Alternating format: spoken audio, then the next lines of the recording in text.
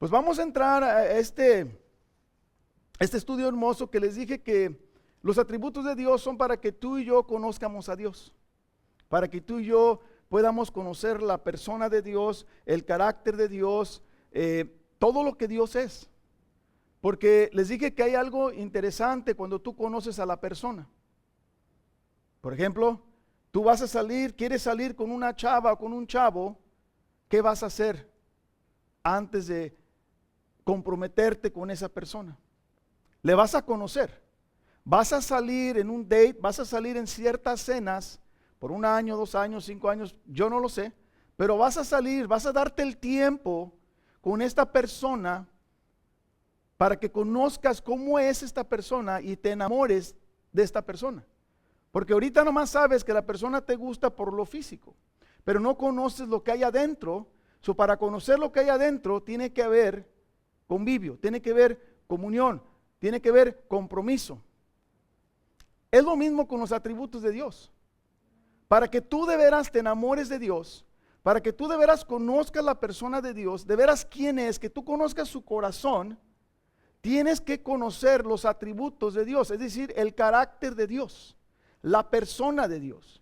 Y cuando tú conoces el Dios verdadero y no el Dios pintado por tradición o por religión, pero cuando tú conoces el Dios verdadero, el Dios de la Biblia, te enamoras de Él. Porque sabes por qué hace lo que hace. No hay duda en ti. Él expone su corazón. En la Biblia está. Pero a veces es difícil encontrarlo y por eso hay series de los atributos de Dios. Para que podamos enfocarnos en el carácter, en la persona de Dios o en el corazón de Dios. Y esto de la espiritualidad de Dios, algunos podrán razonar que la invisibilidad de Dios es obvia. Puedes decir, sí, es obvio, no lo veo. Debido a que no podemos ver a Dios, ¿para qué intentar probar su invisibilidad? O sea, ¿por qué te voy a probar tú que es invisible? Si tú ya sabes que es invisible, no lo puedes ver. Sin embargo, otros podrán mirar la invisibilidad de Dios como un problema, algo confuso, e incluso tal vez como un obstáculo a la fe y a la vida en Dios. ¿Por qué? Porque tú no lo puedes ver. Y la gente quiere ver algo tangible para creer que existe. ¿Cómo podemos entonces reconciliar estas dos perspectivas aparentemente contradictorias? Porque puede ser algo contradictorio. ¿Existe o no existe? ¿Lo veo o no lo veo? ¿Lo siento o no lo siento? ¿Está en mi corazón? ¿Está en mi mente? ¿Dónde está Dios? Primeramente quiero empezar con unos versos que han causado confusión a muchas personas que no conocen a nuestro Dios. Porque si no conoces la verdad o la palabra de Dios, puede causar confusión en ti y en mí. Claro que sí. Porque no conocemos la verdad o porque no conocemos a Dios. Y aparentemente hay contradicciones en los siguientes versos sobre la invincibilidad de Dios. Los versos son interpretados como si Dios tiene un cuerpo. Como que si Dios tiene un cuerpo. Por ejemplo, Números 14:14 dice: y se lo dirán a los habitantes de esta tierra, estos han oído que tú, oh Señor, estás en medio de tu pueblo, porque tú, oh Señor, eres visto, fíjate, eres visto cara a cara cuando tu nube está sobre ellos. Y tú vas delante de ellos de día en una columna de nube y de noche de una columna de fuego. Aquí dice cara a cara. Ok, so está simulando que hay un cuerpo. Si alguien te dice, es que Dios está cara a cara, tú crees que hay una persona delante de ti, ¿correcto? Ok, número 2, Éxodo 33:11 dice: y el Señor acostumbraba a hablar con Moisés cara a cara, como habla un hombre con su amigo. Cuando Moisés regresaba al campamento, su joven ayudante Josué, hijo de Naún, no se apartaba de la tienda. Otro verso, 1 Timoteo 1:17. Por tanto, al Rey eterno, inmortal, invisible, único Dios, a Él sea honra y gloria por los siglos de los siglos. Amén. Frente a las afirmaciones bíblicas aparentemente contradictorias sobre la visibilidad de Dios, hay una contradicción, ¿verdad? Vamos a profundizar en el significado a través de otros pasajes. Muchos se han preguntado, ¿de qué está hecho Dios entonces? ¿De qué está hecho Él? ¿Es igual a nosotros? ¿Dios tiene carne? ¿Es de carnes, de huesos, de carne y sangre? Son preguntas que tal vez tú te haces o te estás haciendo en algún tiempo o te la hiciste antes. Pero muchos preguntan eso y la respuesta es no. Dios no tiene nada de humanidad en Él, absolutamente nada. Entonces, ¿está Dios hecho de alguna materia o energía? ¿O solamente puede existir en mis pensamientos? Puede ser otras preguntas que tú mismo te estás haciendo o ya te hiciste en un tiempo en el pasado. Pero gracias a Dios, la Biblia tiene la respuesta a todas estas preguntas y no son mis respuestas. Como muchas escuelas dan sus propias opiniones y respuestas y por eso hay tanta confusión. Porque nuestros hijos y nuestras hijas no están firmes en la palabra. Viene alguien y les confunde. Pero gracias a Dios que Él mismo nos contesta aquí en su libro. La espiritualidad de Dios es un atributo fundamental. ¿Qué significa que Dios es espíritu entonces? La espiritual de Dios es el atributo divino que afirma que el ser de Dios es espiritual. Por lo que Dios no es de naturaleza material ni compuesto por nada. Esto significa que Dios no es una entidad física, tangible o material, como los seres humanos. Pero es como contradice los versos, es que Moisés estaba cara a cara con Dios. Es que Dios habló cara a cara. Y por eso viene esa imagen a nosotros que Dios tiene carne, que Dios tiene aspectos de material o que está compuesto. Y no lo es así. Es un ser puro, sin cuerpo y por tanto inmaterial. Es decir, ningún material, no está hecho de nada al Señor. No lo puedes palmear. No lo puedes tocar. Mira lo que dice Juan 5:37. El Padre que me envió, Él ha dado testimonio de mí. Pero ustedes no han oído jamás su voz, ni han visto su apariencia. Deuteronomio 4:12 dice: entonces el Señor les habló de en medio del fuego, oyeron su voz, solo la voz, pero no vieron figura alguna. O sea, ya está contradiciendo lo que vimos en el Antiguo Testamento, ¿verdad? Aquí ya nomás hay voz, pero no hay un cuerpo físico, no hay una expresión de algo físico, no hay una expresión de materia, no hay expresión de cara a cara, no hay nada humano en estas expresiones. Jesucristo proclama que Dios es espíritu. Es lo que Jesucristo nos proclama. En Juan 4:24, fíjate lo que dice Jesucristo. Dice, Dios es espíritu. Y los que lo adoran deben adorar en espíritu y en verdad. Jesucristo, Él no miente. Él dice pura verdad. Esta afirmación lo hizo Jesús en el contexto de un diálogo con la mujer junto al pozo de Samaria. La conversación giraba en cuanto al lugar donde la gente debería adorar a Dios, y Jesús le dijo que la verdadera adoración a Dios no exige que uno esté presente ni en Jerusalén ni en Samaria, Juan 4:21, porque la verdadera adoración no tiene que ver con un lugar físico, sino con la condición espiritual interior de uno. Esto se debe a que Dios es espíritu. Y esto evidentemente significa que Dios no está limitado de ninguna manera a un lugar especial. No está encerrado en un lugar Dios. Él es espíritu, omnisciente. todos los lugares está el Señor. Por eso se le adora en espíritu y en verdad.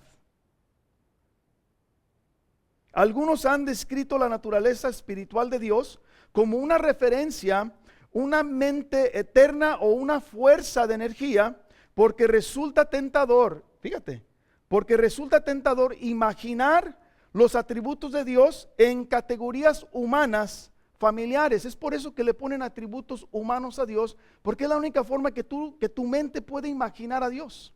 Por eso le ponen cara, mano, y ahorita vamos a entrar a eso. Y por eso estas categorías nos pueden dar la apariencia de Dios. O podemos imaginarnos un Dios. ¿Por qué el ser humano intenta caracterizar a Dios en categorías humanas? ¿Por qué? Porque no entendemos la grandeza de Dios. Intentamos humanizar a Dios porque somos seres limitados. Nuestra mente no está tan grande para imaginarnos un Dios que no tiene cuerpo, un Dios que no tiene manos. Nuestra mente no tiene esa capacidad, no tiene ese entendimiento, por lo cual lo humanizamos. Y lo humanizaron en la Biblia, no es algo que es herejía, porque lo vimos en el Antiguo Testamento, Moisés cara a cara. Pero hay algo por eso. La teología afirma que Dios es un ser espiritual, sustancial y inmaterial, completamente distinto de la realidad física que conocemos tú y yo. Es una distinción grande. Y incluye el pensamiento de que todas las cualidades esenciales que pertenecen, la idea perfecta de espíritu se hallan en Él. Todas las perfecciones están en Él. Que Él es un ser autoconsciente y autodeterminado. Ese es nuestro Dios. En virtud de que Él es espíritu en lo más absoluto, no hay duda. Y en el sentido más puro de la palabra, en Él no hay composición de partes. Eso quiero que entiendan. Es 100% espíritu. Dios, 100%. No hay duda. Ni 1% de humanidad. Ni 0,5% de humanidad hay en Dios. 100% espíritu. No está compuesto de ninguna materia. Y quiero que lo entiendan, porque hay mucha confusión en muchas religiones. O creen que Dios está atrás de una imagen. Es cierto que la Biblia habla de manos, los pies, de los ojos, de los oídos, de la boca y la nariz de Dios. Lo vemos en muchos de los versículos. Hay expresiones así. Pero hacer esto es hablar de una manera figurada de Dios Todopoderoso. Es una manera figurada. Es para que tú lo puedas entender limitadamente, pero para que puedas entender algo de Dios. Son maneras figuradas. Sin embargo, Dios no se puede clasificar así. Su espiritualidad no se limita a la comprensión humana. O sea, porque tú no lo entiendes, deja de ser Dios espíritu. Nada que ver con lo que tú entiendas. Dios es quien es. Él es espíritu poderoso, inmaterial, independientemente de nuestra comprensión. Lo entiendas o no, lo creas o no, no le quita la espiritualidad a Dios. Él sigue siendo espíritu. El atributo de la espiritualidad de Dios debe distinguirse de la tercera persona de la Trinidad, el Espíritu Santo. El Padre eterno, el Hijo y el Espíritu son todos de naturaleza espiritual. Los tres son espíritu. Con la excepción, porque van a decir, ya sé que son súper inteligentes y van a decir, ¿y qué pasó con Jesús? Bueno, con la excepción de la naturaleza humana que el Hijo tomó al encarnarse, porque Él sí fue humano, Él fue cuerpo, pero ya no está en vida, ya está en espíritu. ¿Ok? Los tres son espíritu. No hay humanidad ahorita ya en nadie, solamente cuando Jesucristo se encarnó. Pero ahorita, repito, los tres son espíritu. Cristo vive en ti en espíritu. En espíritu. Tanto los ángeles como los seres humanos poseen un componente espiritual. Tú y yo tenemos algo espiritual. Pero la espiritualidad de Dios es única y incomparable. A diferencia de cualquier ser, de cualquiera de nosotros. La suya, la espiritual tuya, no es infinita. La espiritual de Dios es infinita y es eterna. Mientras que todos los demás espíritus, incluyendo ángeles y los humanos, somos finitos. Y algo muy diferente, ¿adivina qué? Aparte que somos finitos, tú y yo fuimos creados y Él no fue creado. Es una diferencia grande, ¿verdad? Él es finito y nadie lo creó. Y tú y yo somos somos finitos y creados, y Dios es infinito y eterno. Dios es infinito y eterno. Eterno habla de que no hay principio ni fin en Él. Y tú y yo tenemos principio y fin. Una gran diferencia. Y si Dios es espíritu, se deduce que Él es una persona, un agente autoconsciente, inteligente y voluntario. Ese es nuestro Dios.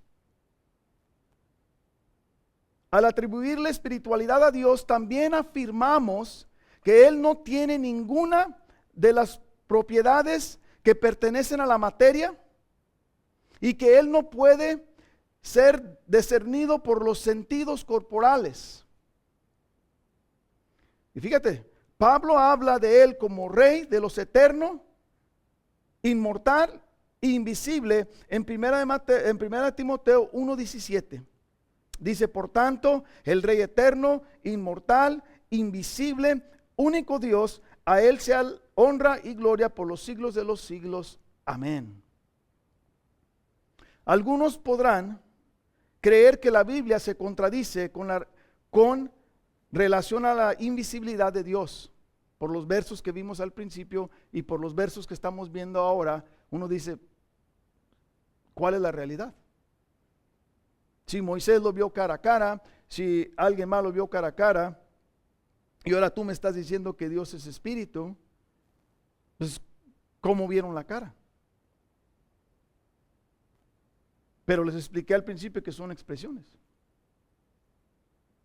Analicemos entonces algunos de los textos que expresan claramente que Dios es invisible y que no puede ser visto. Vamos a analizar, aquí hay mucha Biblia hoy. Juan 1:18 dice, a Dios nadie lo ha visto jamás. El unigénito Hijo que está en el seno del Padre, Él lo ha dado a conocer. Entonces, ¿qué nos dice ese verso? Que de una manera en Cristo vimos a Dios, porque dice, Él lo dio a conocer, porque Cristo es Dios. 1 Timoteo 1:17, ese ya lo leí. Entonces, se sostiene que Dios es un ser simple, no compuesto de elementos, y que sus atributos son esenciales e inmutables, a diferencia de la naturaleza espiritual de un ser humano, que está sujeta a cambios. ¿Sí ves? Dios es inmutable, Él no cambia, su espíritu no cambia, Él no cambia para nada, Él es siempre desde el principio hasta el final, que no tiene final, Él es eterno, Él es igual. Pero tú y yo cambiamos, aumentamos de peso, perdemos pelo, nos hacemos más viejos, pero Dios no aumenta peso, Dios no se hace más viejo, Dios no envejece, Dios no se hace más sabio, Dios no obtiene más conocimiento. En ti y en mí hay cambio todos los días, pero Dios es inmutable. Él no cambia. Él es quien es Él siempre.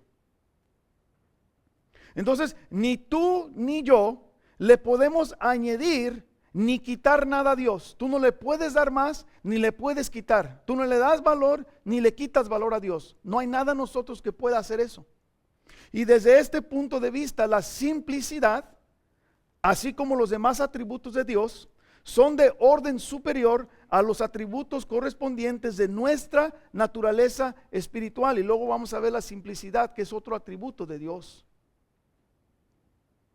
El alma de hombre es sustancia simple. Nuestra alma es sustancia simple, pero está sujeta a cambios. Y eso lo tienen que entender. Puede ganar y perder conocimiento. Puedo ganar o perder santidad. Puedo ganar o perder poder. Y desde este punto de vista son accidentes de nuestra sustancia. Podemos ganar, pero también las podemos perder. Un día las tenemos, otro día no las tenemos. Aún la misma vida, la ganamos y la perdemos. No le es dada y no es quitada. Pero en Dios son atributos esenciales e inmutables. El hecho de que Dios sea un espíritu se deduce que es un ser moral, además de inteligente. Si están captando que aunque Dios es espíritu, podríamos decir que hay aspectos humanos en él. Inteligencia, moral. Entonces aunque es espíritu, quiero que capten que no porque es espíritu, no hay un tipo de sentimiento en él. Vemos que hay moral en él. Y tienen que captar esto. Hay inteligencia en él. Él es sabiduría. La capacidad de razonar y tomar decisiones conlleva la obligación de seguir la ley. Dios, como razón suprema, no es una excepción a este principio, fíjate, sino que se rige por sus propias leyes perfectas y inmutables. Es un error pensar que un ser infinito no pueda ser una persona. Quiero que comprendan que Dios también tiene aspectos de persona. Por eso es que hablamos de manos, hablamos de pies, hablamos de corazón, hablamos de sentimiento. Usan palabras que se arrepintió, ¿verdad? Sabemos que no se arrepiente, pero son terminologías o son maneras de expresar para que podamos entender algo de Dios. La autoconciencia, característica esencial de la personalidad de Dios, no se contradice con la infinitud de Dios. Ambas cualidades pueden coexistir en un ser supremo, porque Él es un ser supremo. No está limitado. Y la palabra que usé ser supremo, no usé espíritu supremo, sino también es un ser supremo. De la misma manera, la afirmación de que un ser divino no puede poseer excelencia moral es errónea. Porque Él tiene excelencia moral. Todo lo bueno, lo poco moral que hay en nosotros, ¿de dónde viene? De Dios, su Espíritu Santo. No está en nosotros nomás porque sí. Que dice que Él nos hizo a su imagen. Entonces, si yo soy espíritu, ¿cómo me hizo a su imagen? ¿Qué tengo yo de la imagen de Dios? Para que entiendan la persona de Dios.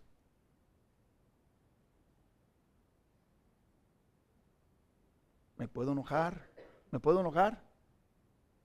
¿Puedo amar? ¿Puedo pensar?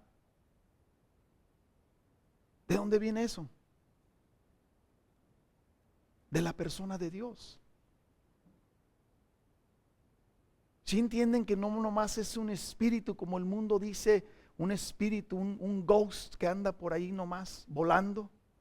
Ese no es nuestro Dios. El mundo lo pinta así, pero ese no es nuestro Dios. Por eso es importante los atributos de Dios, que tú conozcas su persona, que tú conozcas quién es Él. Y tú estás hecho a su imagen.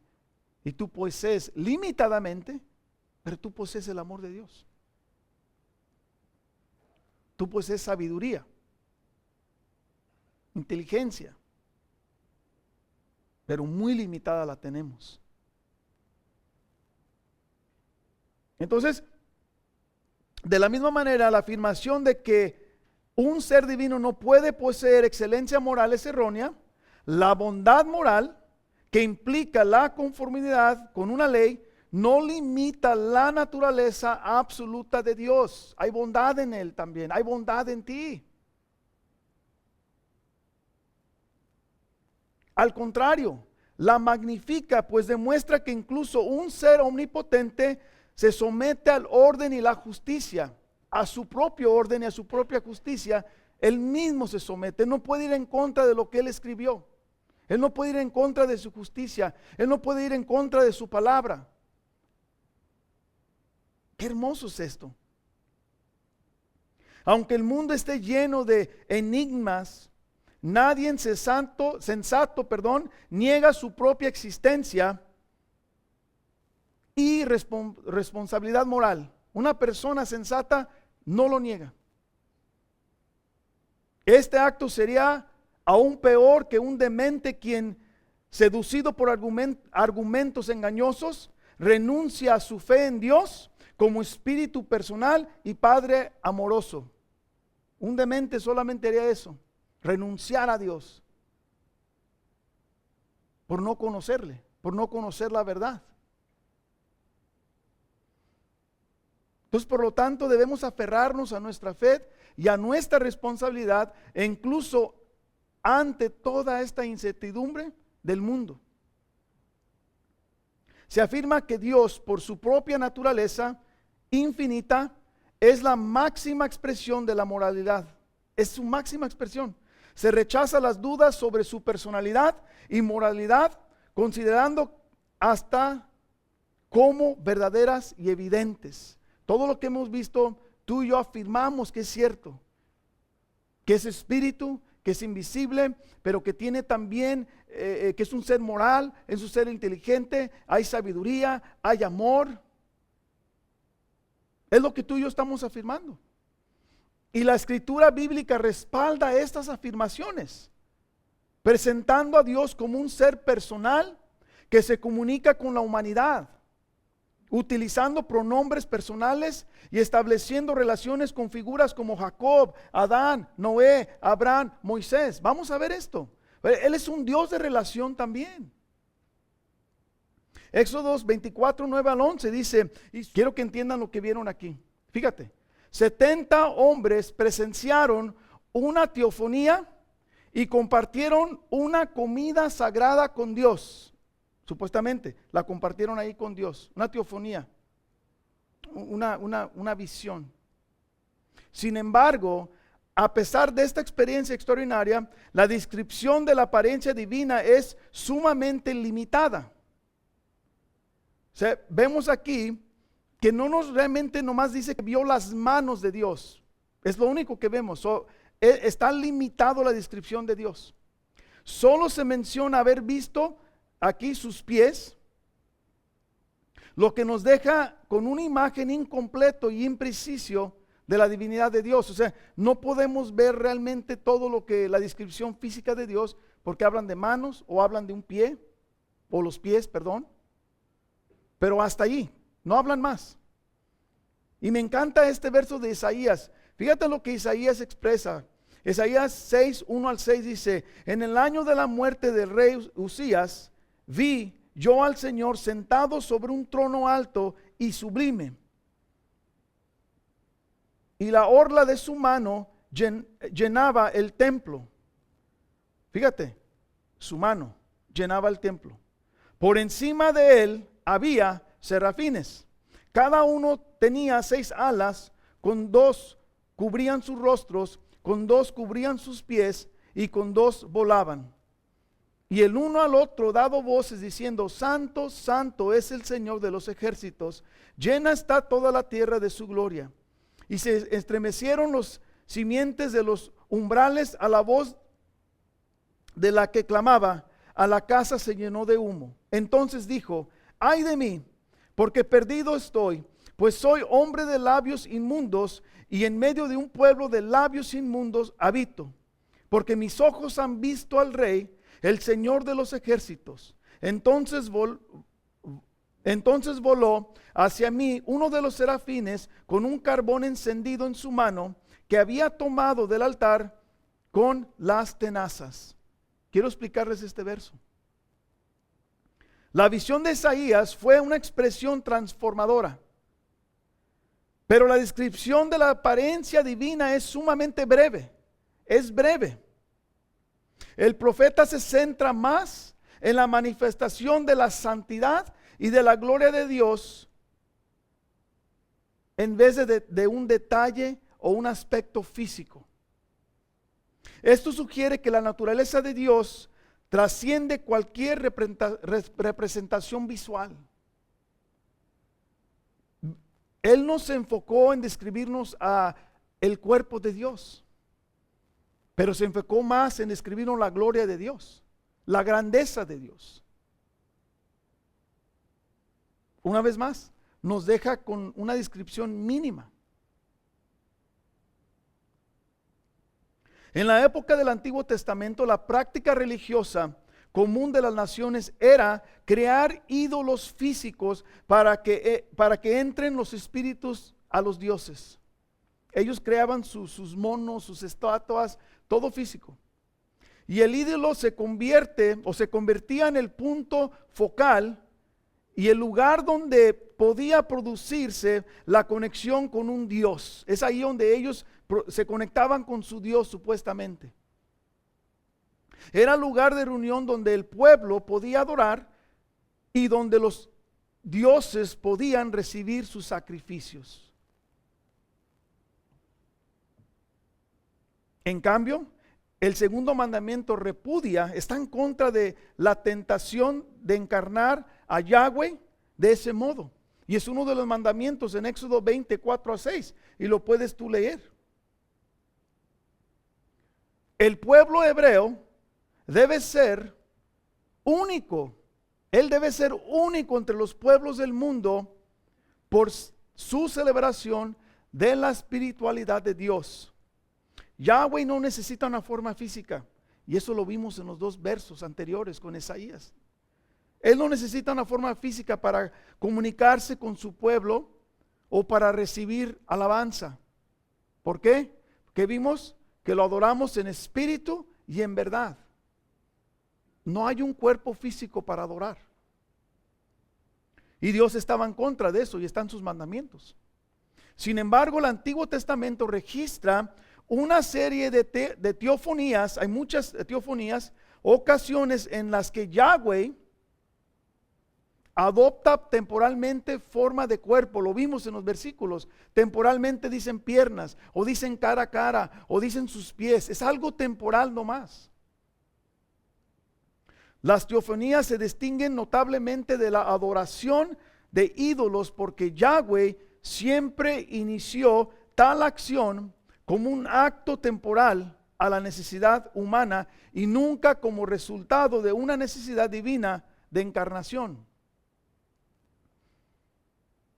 Ellos tenían que crear un Dios falso para poder tener alguna comunión. Y nosotros con nuestro Dios tenemos comunión en espíritu. Con el espíritu nos comunicamos. En nuestro espíritu. Una diferencia. Yahweh mismo creó su forma física.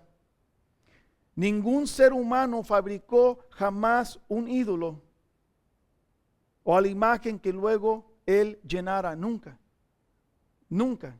se fabricó un ídolo para que Dios se pusiera ahí y lo llenara y decir, este es tu Dios grande y poderoso. Él no habita en ídolos, Él no habita nada hecho por los hombres. El testimonio bíblico de la espiritualidad de Dios, por tanto, era un rechazo explícito de la práctica de la idolatría y una proclamación de que la naturaleza inmaterial de Dios es una perfección divina. Ahora quiero que vean aquí. Hay algo bonito que sucede en el Nuevo Testamento. La tensión entre la invisibilidad de Dios y su deseo de revelarse a la humanidad, presente en el Antiguo Testamento, en episodios como la zarza ardiente o el encuentro con Moisés en el monte de Sinaí, porque Dios se manifestó en esos dos momentos y muchos más, alcanza su punto culminante en el Nuevo Testamento. Fíjate, ¿cómo lo alcanza? Con la llegada de Jesucristo, quien como Dios encarnado se convierte en el mediador por excelencia entre el cielo y la tierra. Y vamos a ver esto. Jesús, como el único que ha visto al Padre, se convierte en la revelación definitiva de Dios. Porque dice Jesucristo, Juan 8:38 dice, yo hablo lo que he visto con mi Padre. Ustedes entonces hacen también lo que oyeron de su Padre. Esto lo dice Juan 6:46. No es que alguien haya visto al Padre, sino aquel que viene de Dios, él ha visto al Padre. Mira lo que nos dice Hebreos 1:1 al 3. Dios, habiendo hablado hace mucho tiempo, en muchas ocasiones y de muchas maneras a los padres por los profetas, en estos últimos días nos ha hablado por su Hijo, a quien constituyó heredero de todas las cosas, por medio de quien hizo también el universo. Él es el resplandor de su gloria y la expresión exacta de su naturaleza, y sostiene todas las cosas por la palabra de su Padre. Después de llevar a cabo la purificación de los pecados, el Hijo se sentó a la diestra de la majestad en las alturas. Jesús, el Hijo de Dios, es el único que ha visto al Padre. Nadie más ha visto al Padre más que Jesús. Y Él nos los da a conocer. Él nos revela al Padre. Su testimonio es infalible. Es decir, Cristo no está echando mentiras. No hay mentira. Pues se basa en su experiencia íntima con la divinidad. Es decir, con Dios. La experiencia íntima que Jesús tuvo con Dios es lo que Él nos está expresando aquí. En Él tenemos la revelación más clara y completa de Dios, en Cristo. En Cristo está completamente Dios. La invisibilidad de Dios requiere fe. Requiere fe. Primera de Pedro 1:8 dice, a quien sin haber visto ustedes lo aman, y a quien ahora no ven, pero creen en Él y se regocijan grandemente con gozo inefable y lleno de gloria. Romanos 8:24-25 dice, porque en esperanza hemos sido salvados, pero la esperanza que se ve no es esperanza, pues, ¿por qué esperar lo que uno ve? Pero si esperamos lo que no vemos, con paciencia, lo aguardamos. Hebreos 11:1-3 dice, ahora bien, la fe es la certeza de lo que se espera, la convicción de lo que no se ve, porque por ella recibieron aprobación los antiguos. Por la fe entendemos que el universo fue preparado por la palabra de Dios, de modo que lo que se ve no fue hecho de cosas visibles. La invisibilidad de Dios nos invita a dirigir nuestra mirada hacia lo espiritual, más allá de lo material y de lo tangible. Es mucho más grande que eso. La espiritual de Dios es mucho más grande de lo que tú alcanzas a comprender, lo que tú alcanzas a tocar, lo que tú alcanzas a ver. Hebreos 11:27 nos dice, por la fe Moisés salió de Egipto sin temer la ira del rey, porque se mantuvo firme como viendo al invisible. Wow. Hebreos 11:7. Por la fe, siendo advertido por Dios acerca de cosas que aún no se veían, con temor reverente preparó una arca para la salvación de su casa, por lo cual condenó al mundo y llegó a ser heredero de la justicia que es según la fe, por la fe. 2 Corintios 5:7, porque por fe andamos y no por vista. sí ven lo que la fe requiere. Hebreos 11:13. Todos estos murieron en fe, sin haber recibido las promesas, pero habiéndolas visto desde lejos y aceptado con gusto, confesando que eran extranjeros y peregrinos sobre la tierra.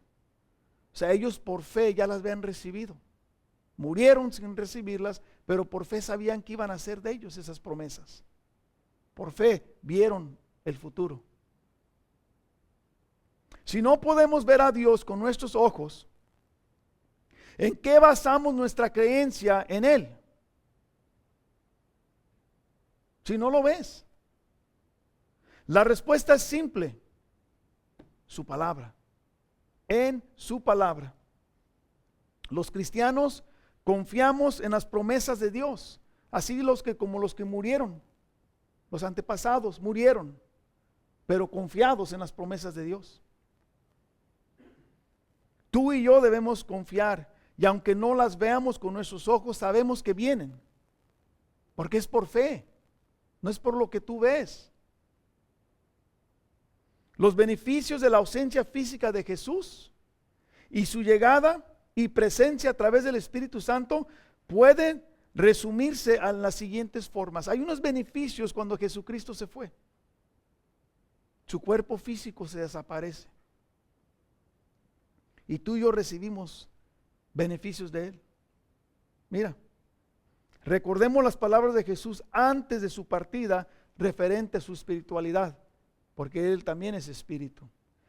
Juan 14, 18, 21 dice: no los abandonaré como a huérfanos, vendré a ustedes. Dentro de poco el mundo no me verá más, pero ustedes sí me verán.